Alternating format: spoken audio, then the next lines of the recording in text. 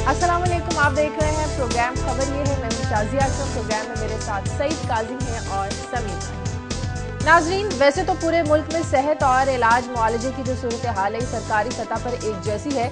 जो लोग प्राइवेट या बड़े अस्पतालों को अफोर्ड कर सकते हैं वो तो जाहिर है खुशकिस्मत है, लेकिन जो लोग बीमारी के सताए हों और ऊपर से उन्हें इलाज की सहूलियात भी ना मिले तो वो कहाँ जाए। जी हाँ, ऐसा ही हो रहा है सिंध के शहर कंदकोट में, जहाँ 23 बच्चे खसरे की वबा फैलने से जाँ बहक हो चुके हैं।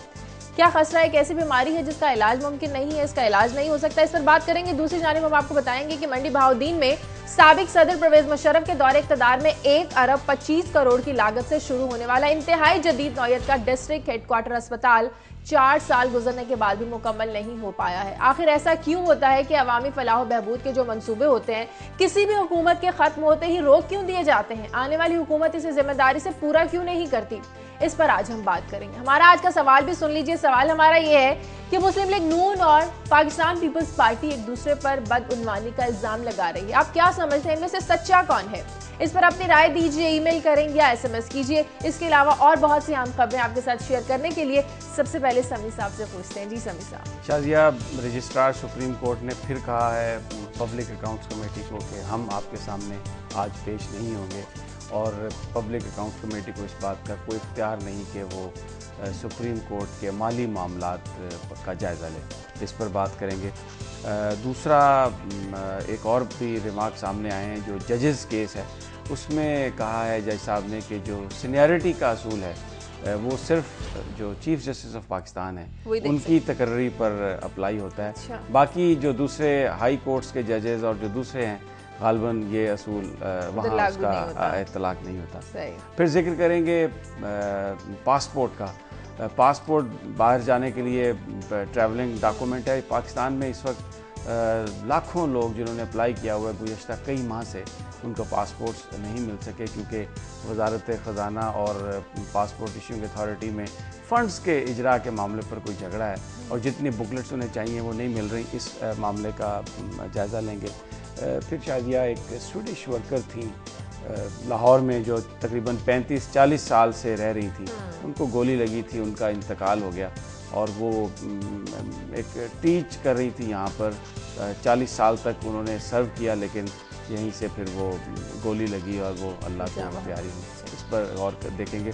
शाजिया, इसके अलावा एक और जो बाहर से ख़बर आई है बरतानिया से कि जो वहाँ पर नौजवान तालिब इल्म जो जाते हैं पढ़ने के लिए, अब उनके वीज़े का जो मामला है उसका तरीक़ाकार उन्होंने यूँ तब्दील किया है कि हर स्टूडेंट को इंटरव्यू के लिए पेश होना पड़ेगा, जिससे एक अंदेशा है कि ये मामला नहायत सुस्त रवि का शिकार हो जाएगा और तालिब इल्मों को शायद कई माह पहले अप्लाई करना पड़ेगा। इस पर गौर करेंगे, देखेंगे कि क्या इससे नुकसान हो सकता है। ठीक है जी काजी साहब। शाजी, एक तो 2 दिन बाद एक बहुत तकलीफदेह वाक़या जो हमारी तारीख में हुआ था जिस पर बड़ी बात हो रही है सकूत ढाका पे। जी हाँ। उसमें हमने देखा मुख्तलिफ आरा आई और भी प्रोग्राम ने बात की। ख़ास तौर पे मैं खर साहब का जिक्र भी करूँगा जो कुछ वाक़यात उन्होंने कहे। मगर आज हम इस सारे वाक़े और तकलीफ़ और दुख को जो हमने भुगती उसको अवाम के नुक्ते नज़र से भी देख लें, क्योंकि ट्रेडिंग ऑफ चार्जेस हो रही है एक दूसरे। क्या हम तारीख में बड़े वाक़यात जो हैं किसी एक फ़र्द पर इल्ज़ाम लगा के उससे बरी ज़िम्मा हो सकते हैं, मगर या हमें देखना पड़ेगा कि वो अंडर करंट्स क्या थी, उसकी हिस्ट्री क्या थी। क्या छत अचानक गिरती है या मुल्क अचानक गिरता है या उसके गिरने की बुनियाद रख दी जाती है और उसके गिरने का वो अमल मुकम्मल होता है? तो इस पर देखेंगे, अवामी नुक्ता नज़र से देखेंगे कि वो क्या वाक़यात थे और क्या हुआ, इस पर बात करेंगे। और फिर पता चला है कि पाकिस्तान कर्ज़ों की सभी सब रीशेड्यूलिंग के लिए अब बात कर चुका है एक दफ़ा IMF से, क्योंकि पैसे जो हमारे ये ख़ास तौर पे जो क्राइसिस है ये बहुत भयानक है, खौफनाक है। हो सकता है अगर इसको इस तरह से मैनेज ना किया गया, और क्योंकि आइंदा जो हमने पैसे देने और फिर जो रूपी जो है वो तेज़ी से जिस तरह से गिर रहा है, उन प्रेशर्स को रोकने के लिए हमारी जो इकोनॉमिक मैनेजर्स हैं वो कोशिश कर रहे हैं कि हमें थोड़ी सी रिलीफ मिल जाए और रुपये को सस्टेन करने के लिए हम ये कर्जा जो है उसको रीस्केड्यूल करवा लें, क्योंकि आसान नहीं होगा नया कर्जा लेना। और क्योंकि उन शराइत को अगर हम जिन शराइत पे ये हमें कर्जा मिलेगा वो शराइत इतनी सख्त होंगी कि शायद इलेक्शन लड़ने वाले उसे अफोर्ड ना कर सकें। ये क्या मामला है यहाँ देखेंगे। और फिर जो आपका सवाल है इससे जुड़ी हुई है मेरी तीसरी खबर कि trading of charges Muslim League Noon के ख्वाजा आसफ कह रहे हैं आप करप्ट हैं, खुर्शीद शाह साहब ने फरमाया आप हैं, तो हम किससे इत्तफाक करें, दोनों से करें या ना करें। मगर इसको देखेंगे हम, नैब के जो चेयरमैन की दोबारा स्टेटमेंट आई है उसकी बैकड्रॉप में हम देखेंगे कि ये ट्रेडिंग चार्जेस क्या है, और ये सारी खबरें एक लिहाज से देखें तो जुड़ी हुई हैं। वो मैं मैशियत का भी जिक्र करूंगा, सकूत ढाका में के वक्त हमारी क्या मैशियत थी और आज क्या मैशियत है, और ये सारी कहानी क्या है। ठीक है, ब्रेक लेते हैं, ब्रेक के बाद आकर इन तमाम खबरों को डिस्कस करेंगे। Take a break.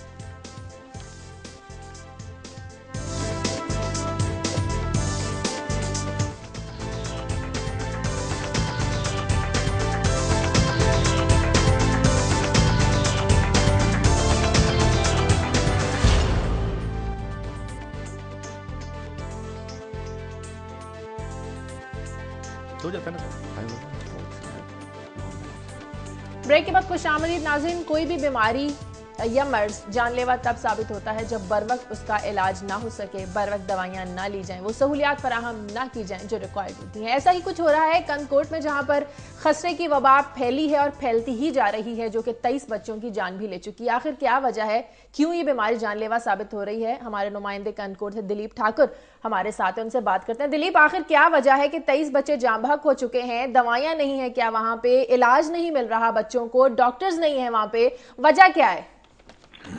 जी शाजिया, ये आपने सही बात की है कि कंदकोट में खसरा से 23 बच्चे जाँ हो जाएं, ये एक बहुत बड़ी बात है, क्योंकि खसरा से बच्चे जो हैं वो कम ही उनकी हलाकतें होती हैं।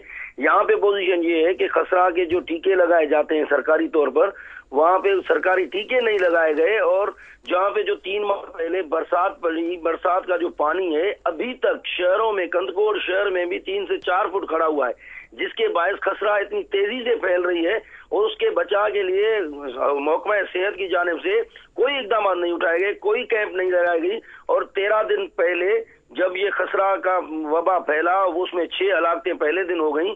अभी तक 13 दिनों में 23 हलाकतें हो चुकी हैं, लेकिन यहाँ के महकमा सेहत वो सोया पड़ा हुआ है। सरकारी अस्पतालों की पोजीशन ये है कि वहाँ पे जो डॉक्टर हैं वो गायब हैं, जो मेडिसिन है वो भी गायब है। मेडिसिन प्राइवेट जो स्टोर हैं वहाँ पे बेची जा रही हैं। जो बच्चे लेके गरीब जो गांव के लोग आ रहे हैं, जो जिनके पास पैसे नहीं होते हैं, सरकारी अस्पतालों को रुख कर रहे हैं, तो वहाँ पे न तो उनको डॉक्टर मिल रहे हैं और ना उनको दवाएं दी जा रही हैं। वो मजबूरन या तो अपने बच्चों को, उनके पास पैसे नहीं है तो वो अपने गाँव लेके वापस जा रहे हैं और मौत के मुंह में डाल रहे हैं, जिसकी वजह से रोज बरोज बच्चों की हलाकतों का जो सिलसिला है वो जारी है। मेरी डीएचओ से बात हुई, डीएचओ जो डिस्ट्रिक्ट हेल्थ ऑफिसर है उससे मेरी बात हुई थी।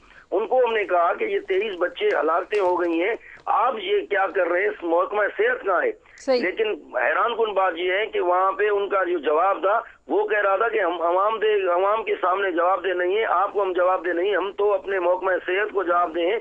लेकिन ये पोजीशन है कि पूरे जिले में अगर यही पोजीशन रही, अगर यही महकमा सेहत जो सोया पड़ा हुआ और सरकारी अस्पतालें जो है वो मौत का घर बनी हुई है और जो डॉक्टर हैं वो मौत के सौदागर बने होंगे, तो ये पोजीशन आने वाले दिनों में बहुत खतरनाक हो जाएगी और ये बच्चों के हलाकत का सिलसिला मजीद बढ़ेगा। अच्छा दिलीप, ये बताइए कि जो आपके नजदीकी इलाके हैं कंदकोट के साथ जो मुल्हका जो अजला हैं, वहां से क्या खबरें आ रही हैं? क्या वहां पर तो ये बीमारी नहीं फैली, क्योंकि बारिश का पानी तो वहां पर भी होगा? जी समीर इब्राहिम साहब, ये सही बात है, लेकिन वहाँ पे शायद महकमा सेहत की जानिब से इकदाम उठाए गए, वहाँ पे वैक्सीन जो है वो दी गई बच्चों को। यहाँ पे उल्टी पोजीशन है, यहाँ पे जो वो कुछ वो काम कर रहे हैं, उनकी वैक्सीन किसी भी इलाके में नहीं पिलाई गई। जब ये पहले दिन 6 बच्चों की हलाकतें हुई, उस दिन सेक्रेटरी हेल्थ ने नोटिस लिया था, तो वहाँ पे जो वैक्सीन वाले थे सिर्फ 3 लोग सिर्फ हमारे कंदकोट के करीब गोलीमार का इलाके गए, वहां गए और करमपुर के इलाके में गए, और वो आधे घंटे के बाद सिर्फ फुटेज अखबारों के बयान दे के वापस चले आए। उसके बाद रोज बरोज 2 बच्चे 3 बच्चे 4 बच्चे हो रहे हैं। ठीक है, बहुत शुक्रिया दिलीप कुमार आपका। बहुत ही अफसोस की बात है कि कोई जवाब देने को ही तैयार नहीं है। का सब वजह क्या है? गंदा पानी खड़ा है, सरकारी टीके आप लगा नहीं रहे, आप पूछे तो आपको जवाब मिलता है कि हम आवाम को जवाब दे नहीं। शाजिया, इससे पहले हम प्रोग्राम कर चुके हैं, तकरीबन 70 बच्चे डेली या नमूनिया से कहते हैं मर जाते हैं। इसके अलावा तकरीबन जो कोई 1130 ये फिगर है हमारे यहाँ जो मॉर्टेलिटी है बच्चों की, इसमें मल्टीपल रीजंस है। बुनियादी रीजंस, अच्छा इनमें ये देखें कि ये रीज़न जुड़ी हुई भी हैं आपस में।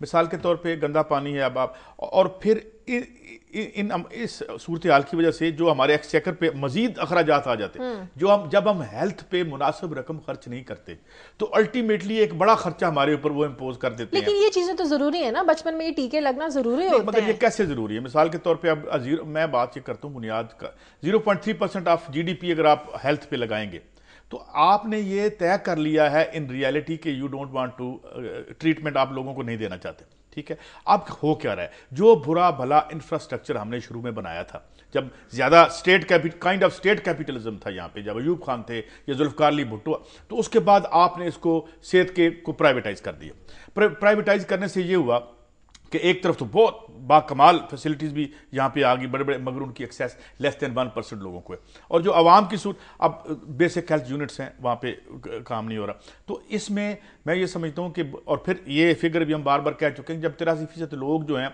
वो नॉन साइंटिफिक इलाज कराने पर यहाँ मजबूर, तो ये बेसिकली जब हम पार्टीज की बात करते हैं, मंशूर की बात करते हैं, समी साहब कह रहे थे जी आएंगे मंशूर तो हम देखेंगे, हमने कितना फीसद शामिल करते हैं, जो आप इकदामात करेंगे उनके कुछ नताइज होंगे, और ये उसके नतीजे हैं कि जो आपका इंफ्रास्ट्रक्चर था हेल्थ का, जो इससे बेहतर था 80s में, 70s में तो समी साहब 43.5% खर्च कर दिया मुबशर हसन साहब ने आपकी हेल्थ और एजुकेशन पे, तो बेहतर थे हालात। अब क्या है कि अब रियासत पीछे हट रही है, प्राइवेट सेक्टर को उन्होंने आगे कर दिया। प्राइवेट सेक्टर पे भी कुछ चीज बाइंडिंग है, मसलन हर बड़े प्राइवेट टीचिंग अस्पताल के लिए ये बाइंडिंग है कि कुछ हिस्से वो गरीबों के लिए रखें। समी साहब जानबूझ के सुस्ती दिखाई जा रही है ना, कुछ ये मैं तो इस पर्टिकुलर ये जो वाकया इसी पर गुफ्तगू को रखूंगा। ये वो अभी बताया दलीप ने कि जिस दिन ये वबा फैली, बात हुई, सेक्रेटरी साहब गए, उन्होंने कहा वैक्सीनेशन होगी, लेकिन वो सारा एक टोपी ड्रामा था, बयानबाजी करके वो वापस आ गए। अब ये एक नेग्लिजेंस का केस है। वहां पर एक जगह जहां पर अगर आप प्रॉपरली वैक्सीन नहीं भी दे सके, अगर एक आपने पॉइंट आउट हो गई ये चीज, तो फौरी तौर पर वहां पे मेडिसिन भेज दें, अमले को भेज दें, ज्यादा लोगों को वहां पर डिप्यूट कर दें। वो तो ये बता रहे हैं कि हॉस्पिटल में डॉक्टर अवेलेबल नहीं है, हॉस्पिटल में मेडिसिन अवेलेबल नहीं है। डिस्ट्रिक्ट हेल्थ ऑफिसर क्या कह रहे हैं, हम जवाब, और वो ये कह रहे हैं कि हम आपको जवाबदेह नहीं है, हम इसलिए कि हम महकमा सेहत को जवाब दें। तो बुनियादी तौर पर ये नेग्लिजेंस है। इसमें जो इंतजामिया है, जो सूबाई, उनको नोटिस लेना चाहिए और फौरी तौर पर ये इसको डॉक्टर भेजने चाहिए, मेडिसिन भेजने चाहिए, वहां से पानी को निकाल दें। तो ये एक किस्सा समी साहब का जो बात का मैं उसी को कोट करता हूँ। ये कह रहे हैं कि जी अस्पताल नहीं है, वहां पे दवाई नहीं है, वहां पे कुछ नहीं, ठीक है। इसका मतलब क्या है कि बुनियादी इशू क्या है, हम कैसे नेग्लिजेंस। मैं आपके कोट कर देता हूं, मैं उनका नाम नहीं लेता। एक पुलिस ऑफिसर से मेरी बात हो रही थी, मैंने कहा दिल पे हाथ रख के मुझे ये बताएं कि जो आपके पास रिसोर्सेज हैं, आप यहाँ क्राइम को कंट्रोल कर सकते हैं, या जो तो ये तरीकाकार जो मेथड है, तो उनका जी भाई कोर्ट तो मैं उनको नहीं कर सकता। उनका जी नहीं, ये मुमकिन ही नहीं है। जिस तरीके से एक तरफ तो डेवस्टेशन, इकोनॉमिक डेवस्टेशन आ रही, सवाल ये है कि कोई इंडिविजुअल इवेंट, ये कंद कोर्ट का मसला नहीं है, ये इस्लामाबाद से चला हुआ मसला है, ये ना जहां पर अदलियात नहीं है, बच्चे कहने का मतलब ये है कि बहुत से इलाकों में ऐसा है। शाजिया आपके पास सिर्फ रिपोर्ट कंद कोर्ट की आई है, नहीं आपकी हजारों कंद कोर्ट हैं जिसकी हम रिपोर्ट नहीं दे सकते। और क्यों नहीं दे सकते? कि जहां बैठ के आपने पॉलिसी बनानी है, जहां बैठ के आपने पैसे एलोकेट करने हैं, वो कंद कोर्ट नहीं है, वो कहीं और से। एक तो जो हेल्थ है अब वो चला गया सूबे के पास, इस्लामाबाद नहीं, अब कराची में फैसला। लेकिन और से आ जाए, मैंने दलीप से ये बात स्पेशली पूछी थी कि मुल्हका अजला में क्या सूरत हाल है, तो उन्होंने कहा कि गालबन वहां पे वैक्सीन दे दी गई थी, वहां पर जरा सूरत हाल वहां की इंतजामिया ने बेहतर तरीके से इसको हल किया, तो खसरे की वबा वहां पर नहीं फैली। देखिए, खसरा कोई ऐसी बीमारी नहीं है जिसका इलाज नहीं है, ये जानलेवा नहीं है। एक बात है, एक अलामत है शायद किसी बड़ी बीमारी की, जो हम जिसके जरिए खसरा किसी बड़ी बीमारी की अलामत नहीं है। खसरा इटसेल्फ एक कोई भी बीमारी बढ़ सकती है जब उसका इलाज ना हो। ये जो वाकयात इरप्ट होते हैं वन आफ्टर अनदर, जब हम इनको देखते हैं तो हम आखिर ये भी सुनने वाले भी चाहेंगे, हम भी ये चाहेंगे कि इसकी बुनियाद तो पकड़े हम। बुनियाद क्या है? नेग्लिजेंस है। अभी कंद नेग्लिजेंस कहां है? नेग्लिजेंस कहां है? जहां पे बैठ के नहीं आया, वहां पर क्यों नहीं आया? दवाएं उन्होंने बेच दी होगी, क्यों नहीं बेच दी उन्होंने? सवाल ये है कि जब आपकी जो सबसे, हम वहां पे बात करेंगे जिनके पास सबसे ज्यादा इख्तियारात है, जिन्होंने इस मसले, जिनको हम पे करते हैं with our sweat and blood, जिनको हम टैक्स देते हैं। चलें अस्पताल की बात करें, कैसे अस्पताल की बात करें जो मंडी बहाउद्दीन में साबिक सदर मुशर्रफ के दौर में शुरू हुआ, लेकिन आज तक वो मंसूबा मुकम्मल नहीं हो सका है। 1 अरब 25 करोड़ से शुरू हुआ, लेकिन जो तामीर शुरू भी की गई वो अब जमीन बोस होने लगी है। वजह क्या थी? नाकिस मटेरियल इस्तेमाल किया गया। सैयद मंजर सज्जाद हमारे नुमाइंदे हमें वहां से अपडेट करेंगे। सज्जाद, ये बताएं कि अभी वहां पर जो बताया गया कि 55 एकड़ अराजी है, मवेशियों के बाड़े बन गए हैं, लोगों ने अपने घर जो है यहाँ पर बना लिए हैं। सूरत हाल क्या यहाँ पर कोई सिचुएशन नजर नहीं आ रही कि दोबारा अस्पताल बन सके यहाँ पर? जी शाजिया, मैं इंतहाई अफसोस से कहूंगा कि हर शाख पे उल्लू बैठा हुआ है। कुछ ऐसी सूरत हाल यहाँ पर मंडी बहाउद्दीन में है। ये वफाक और सूबों के बाहमी इश्तराक के साथ एक मंसूबा साबक सदर परवेज मुशर्रफ के दौर में साबक जिला नाज़म मंडी बहाउद्दीन रियाज असगर चौधरी ने ये तैयार किया था। इस पर यह फैसला किया गया था कि मंडी बहाउद्दीन, जिसकी आबादी तकरीबन 16 लाख नफूस है और यहाँ पर बुनियादी सेहत की सहूलियात नहीं है, एक जदीद तरीन हॉस्पिटल बनाया जाए। उसमें 5 लाख करोड़ रुपए जो है वो वफाक ने दिए, जिससे 74 एकड़ अराजी जो है कि बिल्कुल साथ जो है वो खरीदी गई। लेकिन अफसोस ये है कि इसके लिए जो पंजाब हुकूमत ने इमारत तामीर करने के लिए 5 करोड़ रुपए की रकम फराम की गई थी, वो 5 करोड़ रुपए की रकम से जो ढांचा तामीर किया गया उसकी दीवारें खुद ब खुद गिरने लगी। 4 साल बाद, गुज़श्ता चंद रोज पहले हमें एक खैरखा ने बताया कि वहां आप देखें कि वहां इस वक्त जो बिल्डिंग बनी हुई है उसकी क्या सूरत हाल है। जब हम उस बिल्डिंग को देखने के लिए पहुंचे तो उसकी दीवारें हाथ लगाने से भी गिर रही थी। इसी सूरत हाल पर जब महकमा बिल्डिंग हुकाम से राब्ता करने की कोशिश की, उन्होंने कहा जी आप एक इशू बनाना चाहते हैं, ऐसा कुछ नहीं है। इस सूरत हाल में वहां पर जो मजीद जो हमारे सामने जो चीजें आई कि वहां पर जो जमीन खरीदी गई है उसके ऊपर जानवरों के डेरे बने हुए हैं। अभी तक वहां पर जो किसान है, काश्तकार हैं, वो जमीनें काश्त कर रहे हैं, उन्होंने जमीनें खाली नहीं की। जब इस बारे में काश्तकारों से पूछा गया कि आपको तो पैसे मिल गए, आपने ये जमीनें क्यों नहीं खाली की, उनका कहना था कि जी हमें बिल्डिंग जो हमारी बनी हुई है उनके हमें पैसे नहीं दिए गए और ये हम नहीं छोड़ेंगे।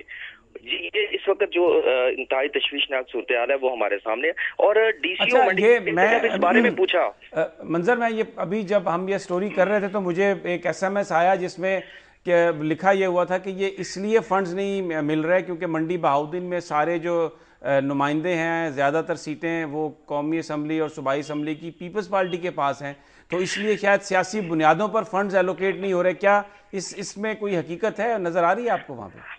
जी समीर साहब, इसमें आप बिल्कुल बजा फरमा रहे हैं। कुछ इसमें मंडी बहाउद्दीन में बदकिस्मती से ये है कि यहाँ पर अगर जो बिग प्रोजेक्ट जो यहाँ पर जारी हैं वो बुनियादी तौर पर यहाँ पर जो 2 कौमी और 5 सूबाई सीटें हैं वो पीपल्स पार्टी ने ली हैं और मुस्लिम लीग मुकम्मल तौर पर यहाँ से जो है वो इंतखाबात हार गई थी। और यही वजह है कि मुस्लिम लीग नून जो है वो ये काफ लीग का मंसूबा था। मुस्लिम लीग नहीं चाहती कि काफ लीग के मंसूबे को प्रमोट किया जाए। यही सूरत हाल गुजरात से मंडी बहाउद्दीन सड़क की है, वो भी इसीलिए डबल रोड तामीर किया गया।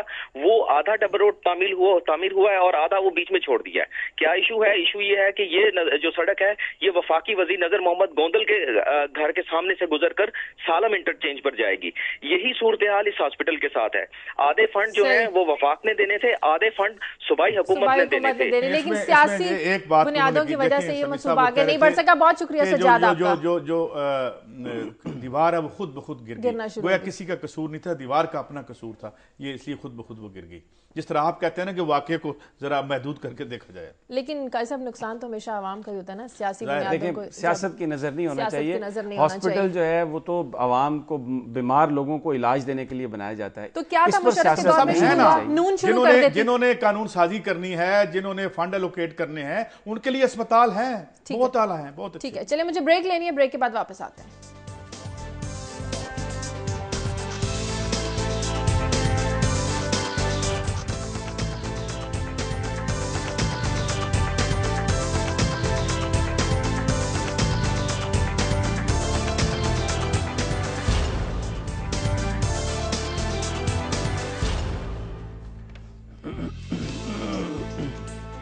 ब्रेक के बाद खुशामदीद। रावलपिंडी से कॉलर है इशफाक। हेलो जी, अस्सलाम वालेकुम। वालेकुम सलाम। मैं ये हॉस्पिटल्स के बारे में एक कमेंट आप से शेयर करना चाहता हूँ कि ये हमारे, मैं कैंटोनमेंट हॉस्पिटल में, होली फैमिली हॉस्पिटल में, सेंट्रल हॉस्पिटल में, इनमें कई कमरे और कई फ्लोर जो हैं वो खाली पड़े हैं। तो आप क्यों नहीं, हुकूमत हमारी ऐसा करती कि इन्हीं के वार्ड्स के इंचार्ज डॉक्टर जो हैं 20-25, ये सैदपुर रोड पे बैठे हुए करोड़ों कमा रहे हैं, तो इनको जगह क्यों नहीं दे देते? ये बेचारे अपने हिस्से में से 50% जो है जिस के सेटअप पे ये बैठे हुए हैं उस बिल्डिंग ऑनर को ये 50% देते हैं।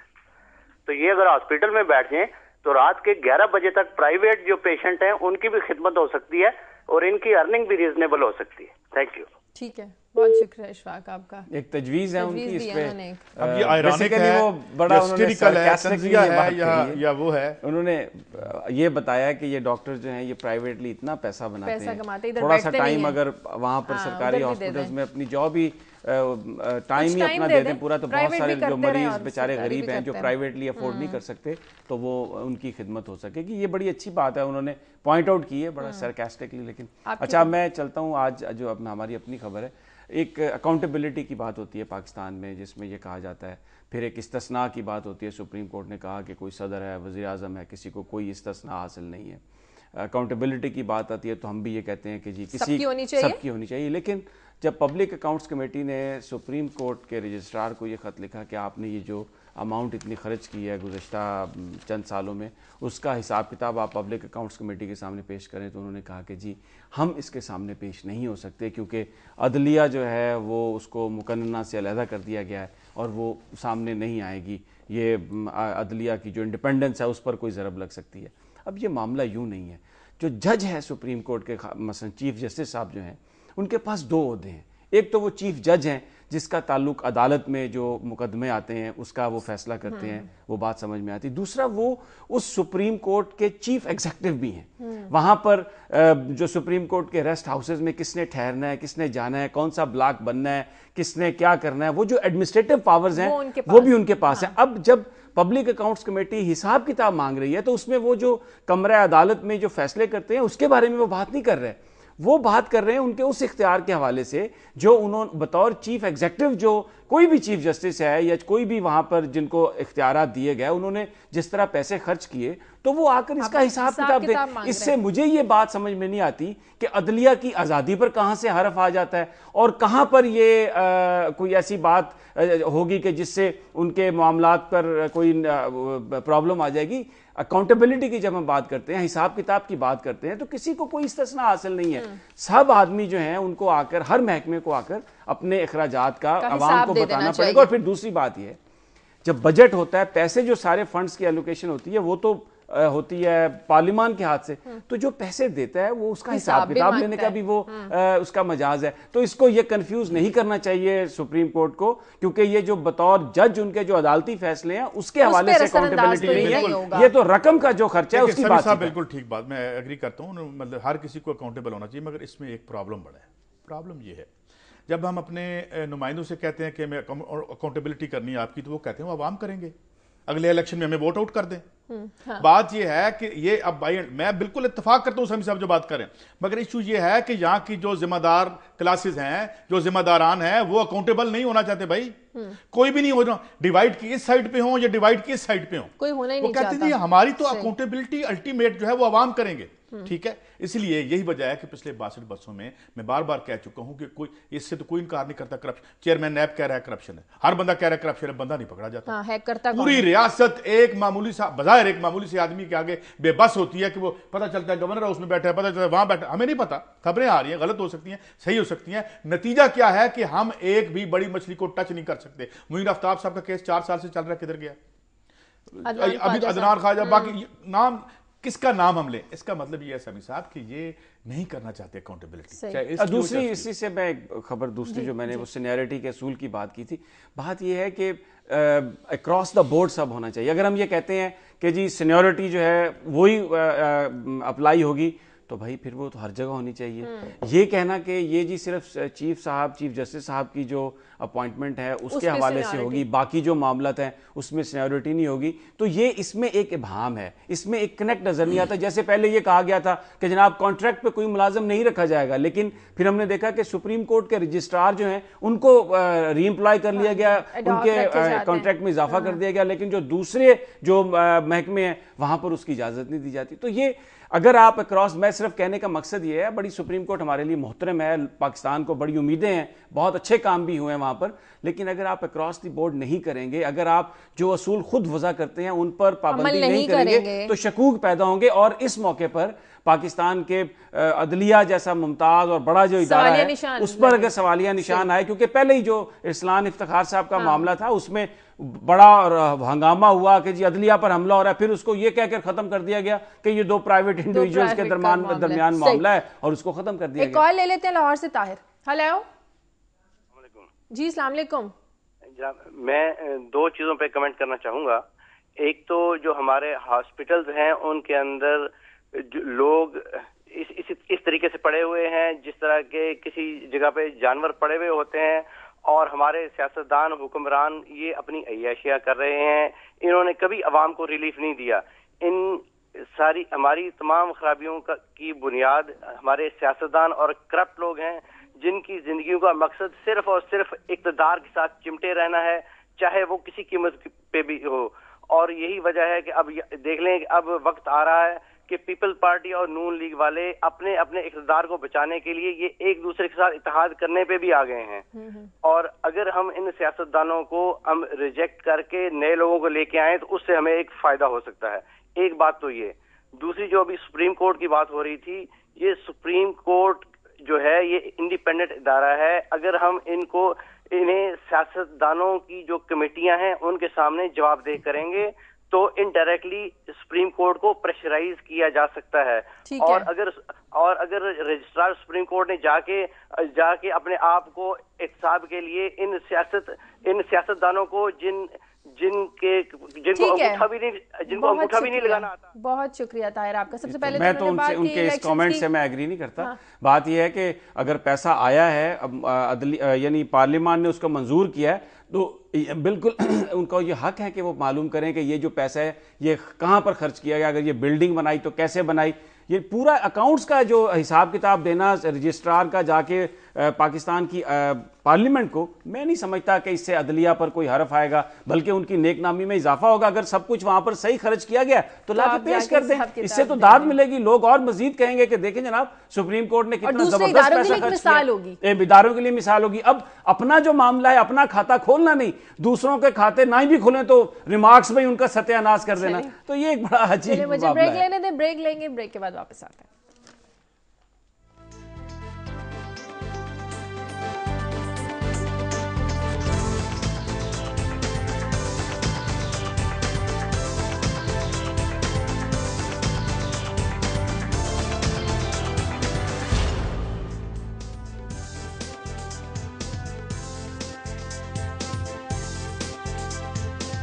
ब्रेक के बाद खुशामदीद। बहावलपुर से एक कॉलर है उसामा। हेलो हेलो अस्सलाम वालेकुम। जी अस्सलाम वालेकुम। मैं पसमानदा इलाका बहावलपुर से बोल रहा हूँ। हमारे यहाँ तकरीबन 100 साल पुराना विक्टोरिया अस्पताल है जो सर सादिक मोहम्मद खान अब्बासी ने बनवाया था, और ये सिंध तक जनाब ये सखर से आगे तक लोग यहाँ आते हैं। आजकल वहाँ का जो कार्डियोलॉजी सेंटर है उसमें ETT मशीन खराब है, इको मशीन खराब है, इवन जो बेड्स के ऊपर वो मॉनिटर्स लगे हुए हैं जिससे ECG और ब्लड प्रेशर वगैरह चेक करते हैं वो खराब है। और ये शहर बहावलपुर जो है कौमी असम्बली की यहाँ से मुस्लिम लीग के MNA हैं और PP 200 दोनों पीपल्स पार्टी जो सीटें हैं सूबाई वो भी मुस्लिम लीग नवाज से, और हमारे एक वजीर भी है यहाँ से। और इस वक्त यहाँ पर ये पोजीशन है कि 2 किडनी सेंटर एक बना हुआ है, इसी तरह 1-2 और बहुत बड़ी बिल्डिंगें बनी हुई हैं, लेकिन पिछले 3-4 साल से उसमें कोई मशीन काम नहीं हो रहा। ठीक है, बहुत शुक्रिया उसामा। आपका एक और कॉल ले लेते हैं, उसके बाद इस पर बात कर लेते हैं। लुबना है लाहौर से। हेलो। हाँ अस्सलाम वालेकुम शाजिया। जी अस्सलाम वालेकुम। कैसी हैं आप? जी अल्लाह का शुक्र। और मेरे दोनों भाइयों को बहुत बहुत सलाम, काजी साहब को भी और समी साहब को भी। जी अस्सलाम वालेकुम। जी भाई, मैंने ये बात करनी थी कि मैं आपके लाहौर शहर की ही हूँ और मैं यहीं मुझे 2006 में मैं सऊदी अरब से शिफ्ट हुई हूँ यहाँ पे। मेरी बच्चियां भी वहाँ पैदा हुई। मैंने जो स्टैंडर्ड वहाँ पे गवर्नमेंट हॉस्पिटल का देखा तो मैं हैरान रह गई। जब मैं पाकिस्तान आके मैंने यहाँ पे जो लोकल यहाँ के जो आपके गवर्नमेंट हॉस्पिटल है उनका स्टैंडर्ड देखा। दुनिया में कहीं पे भी भाई जो गवर्नमेंट हॉस्पिटल है उनका स्टैंडर्ड इतना जबरदस्त होता है।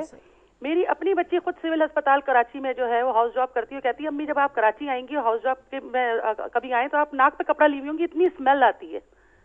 सही, बिल्कुल तो हम तो इसके लिए हम क्यों कुछ नहीं करते कि सही ठीक है, बहुत शुक्रिया। लुबना ने बिल्कुल एक बात की कि पाकिस्तान से बाहर आप कहीं भी सरकारी अस्पताल देखिए, प्राइवेट से ज़्यादा वहाँ पर अच्छा ख्याल रखा जाता है मरीजों का। कई साहब, आपकी एक बड़ी अहम स्टोरी है सानिहा मशरिकी। मैं इस पर थोड़ी सी बात इसलिए करना चाहता हूँ, तफसील से तो हम नहीं कर सकते, मगर इससे पहले कि मैं सकूत ढाका पे एक हकीर सा तनाज़ुर पेश करूँ, मैं सभी सब दो कोटेशन आपको सुनाना चाहता हूँ। एक कोटेशन तो सदर अयूब खान की है कि वो एक डायरी लिखा करते थे जो उनके फर्जंद ने छापी है, अब मार्केट में अवेलेबल है। तो 68 की मूवमेंट फटने से कुछ हफ्ते पहले उन्होंने रात को डायरी लिखी और वो लिखते हैं, ये उनके लफ्ज़ हैं और अंग्रेज़ी में है, मैं तर्जमे में अर्ज़ करता हूँ कि मैं दूसरे मुल्क के लोगों के बारे में तो नहीं जानता, मगर मेरे मुल्क के ये जो ताजर पेशा लोग हैं या ये जो कार्टल्स कह ले वो हैं जिनको 122 खानदान कहते थे, उन्होंने लफ्ज़ मीन इस्तेमाल किए। वो कहते थे वो इतने मीन है कि अगर उन्हें आधा मौका भी मिले तो वो आवाम का खून चूसने से बाज नहीं रहेंगे। और आखिरी फिक्र है कि मैं नहीं जानता कि मैं इनको आवाम के क़याज़ व ग़ज़ब से कितनी देर तक बचा के रखूँगा। अब आगे चलते हैं और साथ में एक कोटेशन और दे देता हूँ। जनाब किबला खर साहब ने जो हमारे टीवी पे ही कहा कि वो जो पार्टी हुई जुल्फ़िकार अली भुट्टो साहब के घर जिसमें याया खान थे और बाद में गाना बजाना हुआ तो कुछ ज़रा मस्ती में बाद में याया खान साहब ने वो ढोलकी गले में डाल ली और खर साहब कहते हैं कि वो बजा रहे थे और हमें उनके इर्द गिर्द जो है। तो इसको इन दो बातों को ज़हन में रखें और अब मैं अपनी स्टोरी की तरफ आता हूँ कि 68 में समी साहब नवंबर में एक बच्चा मारा जाता है पुलिस की गोली से और एक मूवमेंट उठती है जो पेशावर से चिट्टागांग तक है और वो इलादगी की मूवमेंट नहीं है। वो लोग भूख से तंग हैं, बीमारी से तंग हैं, अफलास से तंग हैं और यहाँ पे इस हिस्से में उस मूवमेंट को लीड करते हैं जुल्फ़िकार अली भुट्टो, जबकि उधर उसको लीड कर रहे हैं मौलाना बादशानी। और वहाँ इलादगी का कोई नाम नहीं, सिर्फ लोग निज़ाम के खिलाफ और इनकलाब की बात कर रहे हैं। मगर यूं होता है कि वहाँ पे बादशानी जो हैं वो विदड्रॉ कर जाते हैं क्योंकि उनको चाइनीज़ लीडरशिप कहती है कि तुम पीछे हट जाओ, अयूब हमारा दोस्त है, और वो उसको हाईजैक कर लेते हैं जो मुजीबुर रहमान है और वो 167 सीट जीत जाते हैं। मैं मुख्तसर करके बात आ गया था। बात यह है कि अब क्या थे वो भुट्टो के ये कह देने से टूट गया तो इधर तुम हो उधर हम, जो कहानी हम चला रहे हैं। मैं आपको बताता हूँ फिगर कि 1948 से 51 तक 130 मिलियन खर्च किए गए डेवलपमेंट पे, जिस पे 22% हमने दिया, जो बड़ा सूबा था उसको 22% हमने दिया। ठीक है, अब अच्छा उसके बाद ये सारी कहानी, मगर शाजिया बात ये है, इसका सबक क्या है? हम 3 अरब रुपए सालाना वहाँ से कमाते थे बांग्लादेश से, आज वहाँ पे 24 अरब डॉलर उनकी रूलिंग क्लास कमाती है। सिर्फ ये जो सेक्टर है उनका जो टेक्सटाइल है और जिसके वर्कर इतनी जिल्लत में जिंदगी बसर कर रहे हैं कि वो भी खाकिस्तर हो जाते हैं। बात ये है कि ये जो मूवमेंट थी ये किसी एक बंदे के मिसमैनेजमेंट जो आप ओवर द ईयर्स करते आए थे, आपने जो डिलीवर करके आवाम को नहीं दिया था और जो आज भी कर रहे हैं, और आज के नेशनलिस्ट लीडर क्या कर रहे हैं, मैं इसको आज के साथ जोड़ता हूं। क्या बलोचियों की जो है वो अगर तो आज बंगाली आजाद हो गए हैं, अगर तो बंगालियों को वो हकूक मिल गए हैं, मैं ये नहीं कहता कि मैं उनकी स्ट्रगल की तौहीन कर रहा हूं, मगर ये है कि ये जो आज नेशनलिस्ट लीडर यहां पे कर रहे हैं, अवाम को ये देखना चाहिए कि जो अप्रेस्ड नेशनलिटीज़ हैं जब तक वो हाथ मिला के अपनी स्ट्रगल नहीं करती, अलहदगी में किसी की कोई भी निजात नहीं है। और शाजिया बहुत सी बातें और भी इस ज़मन में हो सकती हैं, मगर मैं ये बात आपको कह दूं कि ये जो इंडिया ने हम पे हमला किया था वहाँ से, वो हम पे तो था ही, मगर वो खौफजदा थे, बंगाल के उस मूवमेंट से खौफजदा थे, क्योंकि उनके बंगाल पहले ही नीम सुर्ख था और उन्हें डर था कि ये दिल्ली तक चला जाएगा ये इनकलाब, और फिर उसको इन्होंने जंग के जरिए खाक को खून में डबो दिया। और आज हम जो बैठ के बातें करते हैं, और ये ज़रा गौर फरमाइए, ये जो मैंने अभी वाक़या बयान किया सदर याया खान का और वो जो पार्टी थी, ज़रा look at the quality of the leadership जो at the helm of affairs थी उस वक्त, और आज हम कहाँ खड़े हैं।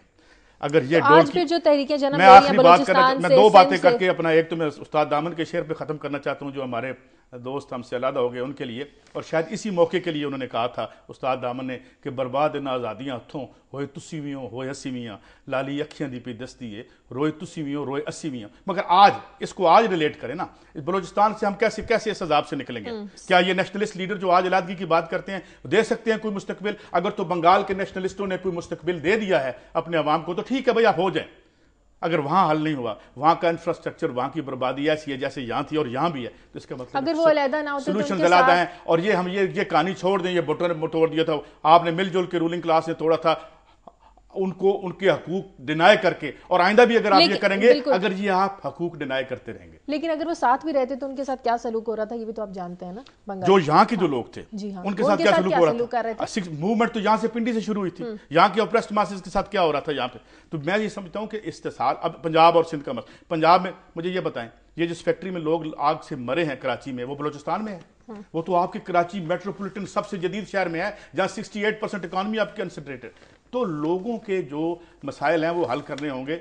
इसीलिए काजी साहब ये निहायत ज़रूरी है कि लोगों के मसाइल की आप बात कर रहे हैं, ये निहायत ज़रूरी है कि कौन सा तरीका हुकूमत है, कौन लोग हुकूमत में हैं। अगर आप वो क्या था डिनाय जो हकूक दिए गए, उसमें जो एक अयूब खान साहब का जिनकी कोटेशन आपने दी कि ये मैं इन मीन लोगों से कैसे बचाऊंगा, वो खुद कितने बड़े वो खुद कितने बड़े मीन थे कि जिन्होंने अवाम को उनके हकूक डिनाय करके जबरदस्ती इक़्तिदार पर कब्जा किया और कायदे आज़म की जो बहन थी मोहतरमा फातिमा जना, उनके साथ भी रिगिंग करके उन्हें जलीलो ख्वार करके इलेक्शन में उन्होंने शिकस्त दी। तो ये कौन लोग थे? वो तो और कर रहे थे ना। अहम सवाल होता है। मैं उनको कंडोन नहीं कर रहा, वो तो कह रहे थे मैं नहीं जानता मैं कब तक इन्हें बचा सकूंगा, वो तो उनको बचा रहे थे। नहीं काजी साहब, मैं जो अर्ज करना चाह रहा हूँ क्लास को बचा रहे थे, अपने तबके को बचा रहे थे। मैं ये अर्ज करना चाह रहा हूँ कि जब आप ये कहते हैं ना कि इस चीज से कोई ताल्लुक नहीं कि कौन आ रहा है कौन जा रहा है, निजाम हुकूमत का अवाम की भलाई से बड़ा गहरा ताल्लुक होता है, क्योंकि उसी निजाम ने लोगों को डिलीवर करना। इसलिए कहता हूं कि अगर उसी तबके से आ रहा है तो फिर वो नहीं आ रहा हमारे लिए। वो अगर उसी क्लास इंटरेस्ट के साथ आ रहा है, चॉइस लोगों को हमारे लिए नहीं आ रहा। ये चॉइस लोगों को, क्यों लोग जो हैं उठ खड़े होते हैं। और अब ये चॉइस है लोगों के पास, अब ये है चॉइस। आप मुस्लिम लीग नून और उसकी बात आप कर रहे हैं, दोनों मुझे बताएं 4-5 खान वादे हैं एक ही तबके के हैं भाई, तो वो आएंगे तो किसका करेंगे? पीपल्स पार्टी आई, आवाम की पार्टी थी, आवाम के लिए डिलीवर किया उसने। फिर एक नई पार्टी तो बात यह है कि जब आपकी लीडरशिप एक खास तबके से आएगी तो अपने तबके का मफाद देखें। इसमें आवाम जो है वो बड़े स्टेक होल्डर होते हैं, वो पार्टी के अंदर भी उन्होंने रेजिस्ट करना होता है और फिर इलेक्शन वाले दिन वोट डालकर भी रेजिस्ट करना होता है। इलेक्शन लड़ नहीं सकते, महंगा बहुत हो गया। नहीं, वो लड़ सकते हैं। एक कॉलर ले लेते हैं, फिर समीर साहब हमें वो स्टोरी जरूर करनी है स्टूडेंट्स वाली जो बरतानिया में पढ़ने के लिए जाते हैं। कॉलर है इम्तियाज कराची से। हेलो, अस्सलाम वालेकुम मैडम। जी वालेकुम सलाम। आपके सारे प्रोग्राम में देखता हूँ, बहुत जानदार गुफ्तगू होती है और तमाम लोग इसी तरह की बातें करते हैं कि फला पॉलिटिशियन अपनी पार्टी ले आएगा तो अमन हो जाएगा, खैरियत हो जाएगी, आफियत हो जाएगी। तो मैंने इन तमाम बातों का निचोड़ ये निकाला है अपनी जिंदगी का। अदलिया को मजबूत से मजबूत तरीन बनाना होगा और उस पर अमल दरामद को उससे ज्यादा मजबूत, वरना आप किसी को भी ले आए, आप आसमान से किसी को उतार के ले आए मैडम, मेरे भाई दोस्त, अमन अमान और सुकून मुयसर हो ही नहीं सकता। बहुत शुक्रिया, बिल्कुल ठीक, बहुत शुक्रिया। इस बात से कोई इनकार नहीं करता। मुल्क के तमाम इदारे मजबूत, किसी भी इदारे को मजबूत बनाने का तरीका ये होता है कि उसके मामलात में ट्रांसपेरेंसी आए, हर मामला शफाफ होकर सामने आए, जजेस की अपॉइंटमेंट का तरीकाकार सामने हो, साहब किरदार लोग उसमें आए। अब यहाँ पर तो अगर ये बात की जाए कि जो बैठे हुए जज, इनकी तकर्रियां किसने की थी, तकर्रियों की वजह क्या थी, फिर इन्होंने उस वक्त के अपने जो आका थे उनको क्या डिलीवर किया, तो फिर वो तौहीन लग जाएगी। हल्फन कहता हूं आप ठीक कह रहे हैं, अगर हायर मॉरल ग्राउंड चाहिए जहां आप तौकीर नासरों का दिफा कर रहे हो ना, फिर आप सुप्रीम कोर्ट को नहीं पूछ सकते आप कहां खड़े हैं। ये है बुनियाद। मैं स्टूडेंट्स के हवाले से ये जो थरीसा में वहाँ बरतानिया की जो एजुकेशन मिनिस्टर हैं, उन्होंने ये कहा है कि हम, क्योंकि ये देखा गया बहुत सारे जो स्टूडेंट्स पहुँचे दुनिया के मुख्तलिफ हिस्सों से, वो तालीम हासिल करने के लिए नहीं आए थे, उन्होंने सिर्फ स्टूडेंट वीज़ा हासिल किया और वो बरतानिया में आकर कोई अपना रोज़गार की तलाश करना चाहते थे। तो इसको रोकने के लिए अब उन्होंने ये कहा है कि पहले जो तरीका था कि वो सर्टिफिकेट्स जाते थे और उस पर उनकी पॉइंट स्कोरिंग करके डॉक्यूमेंटेशन पर वो उनको एडमिशन मिल जाता था और वीज़ा मिल जाता था, वो अब नहीं होगा। अब तमाम जो वीज़ा के एप्लीकेंट्स होंगे उनका इंटरव्यू किया जाएगा। तकरीबन उन्होंने कहा है कि ऑल टुगेदर 2.5 लाख जो स्टूडेंट्स हैं उनका इंटरव्यू क्लियर करेगा वही आगे जाएगा। इंटरव्यू वीज़ा उसको मिलेगा जो इंटरव्यू क्लियर करेगा। बड़ा लंबा प्रोसेस होगा। हमारे यहाँ तो पता नहीं वीज़े के लिए फिर किसी दूसरे मुल्क में जाके इंटरव्यू देना पड़ेगा। तो उससे ये क्या होगा कि एक तो जो प्रोसेस है वो बड़ा सुस्त हो जाएगा। बहुत टाइम से पहले स्टूडेंट्स को अप्लाई करना पड़ेगा, क्योंकि जब अब कितने फिर वो तादाद भी कम हो जाएगी। तादाद उन्होंने कहा है कि हम अनलिमिटेड रखेंगे। यूनिवर्सिटीज में स्टूडेंट्स जितने भी आए हम उन्हें रोकेंगे पहले तो था ना कि इंटरव्यू नहीं था तो बहुत से लोग चले जाते थे, अब तो जो इंटरव्यू क्लियर करेगा फिर वही जाएगा ना। तो इंटरव्यू का उसके प्रोसेस की वजह से कम लोग इंटरव्यू दे सकेंगे उस टाइम में, तो ये एक प्रॉब्लम आ जाएगी। इस पर बात भी हो रही है बरतानिया में, लेकिन अब खबर यहाँ पर हमने लेने का मकसद ये था कि स्टूडेंट्स जो ये इरादा रखते हैं कि उन्होंने बरतानिया जाके पढ़ना है तो वो अपने प्रोसेस को जल्दी करें, हरी करें, ताकि वो उस लाइन में पहले लग जाएं जाके और इंटरव्यूज देकर कामयाब हो जाएं, जा सके दूसरे मुल्क में। शायद ये एक और, ये क्योंकि ये भी ट्रैवलिंग से ही रिलेटेड है, हमारे यहाँ एक पासपोर्ट्स का इशू काजी साहब आया। गुज़श्ता ये 5-6 महीने में बैकलॉग इतना हो गया कि बताया जा रहा है तकरीबन 3 लाख अफराद इस वक्त ऐसे हैं जिन्होंने पासपोर्ट के लिए वो लाइन में लगे हुए हैं पिछले कई माह से। अच्छा, कई लोग ऐसे जिन्होंने इमरजेंसी बुनियादों पर भी जो कोई पासपोर्ट नहीं मिल रहा, उनको भी नहीं मिल रहा। डेली जो है उन्हें चाहिए 15,000 बुकलेट्स, लेकिन 5,000 बुकलेट्स इशू हो रही हैं। और उसकी वजह यह है कि वजारत ख़जाना फ़ंड्स रिलीज़ नहीं कर रही, और वजारत ख़जाना फ़ंड्स इसलिए रिलीज़ नहीं कर रही कि जितना फ़ंड उनको मिलना चाहिए था इस प्रॉफिट में वजारत दाखिला उनको वो फ़ंड्स इतना नहीं दे रही। ये एक मामला ऐसा है कि जिस पर हुकूमत को नज़र करनी चाहिए। रहमान मलिक साहब ने कहा, बयान भी दिया 1-2 हफ्ते पहले कि जी 1 हफ्ते में सब बैकलॉग क्लियर कर दिया है, लेकिन प्रैक्टिकली कुछ भी क्लियर नहीं हुआ और लोग अभी तक मारे फिर रहे हैं। हमारे अपने दफ्तर के एक नौजवान है डैनियल, मुझे उन्होंने आके बताया कि जी मैंने जाना था और मैं पता नहीं कितने महीने से अप्लाई करके बैठा हूँ। तो इस पर पासपोर्ट जो है ये बहुत जरूरी है। कभी मशीनें खराब हो जाती हैं, और इससे जो लोग बाहर जाते हैं वो पाकिस्तान के लिए पैसा कमाते हैं, रेमिटेंसेस फॉरेन भेजते हैं, जिससे हमारा जो बजट है और जो हमारा फॉरेन एक्सचेंज है वो ऊपर बेहतर होता है। तो ये इस पर जरूर इनको देखना चाहिए और मेरा ख्याल है इसका जो हल है वो जितनी जल्दी हो सके हुकूमत को भी उसका इतना ही फायदा होगा। ठीक है, ताकि लोगों की ट्रैवलिंग जो है वो डिस्टर्ब ना हो। प्रोग्राम का वक्त खत्म हो गया। काजी साहब, समी साहब, प्रोग्राम के लिए आप हमें फीडबैक दीजिए। वो मैं उस स्वीडिश खातून का जिक्र नहीं कर सका जहाँ पर 35 साल से थी और तालीम दे रही थी लोगों को, चैरिटी का काम कर रही थी, उनको सीने में गोलियां मारी गई और बिल आकर वो स्वीडन जाके जहाँ भाग हो। और वो भी नहीं हो सका जो करप्शन के सिद्ध के दिल से इल्जामात मुस्लिम लीग नून और पीपीपी एक दूसरे पे लगा रही है कि हम पूछें इनमें से ठीक कौन है, या दोनों ठीक कह रहे हैं, हमें भी कुछ बता दें। ये इल्जामात लगते रहते हैं, हमारे प्रोग्राम भी चलते रहते हैं, फिर किसी और प्रोग्राम में इसको डिस्कस कर लेंगे। प्रोग्राम के लिए आप हमें फीडबैक दीजिए। खबर@दुनियाTV.tv पर आपसे मुलाकात होगी पीर वाले दिन मंडे को। अपना ख्याल रखिएगा, हमें इजाजत दीजिए। अल्लाह हाफ़िज़।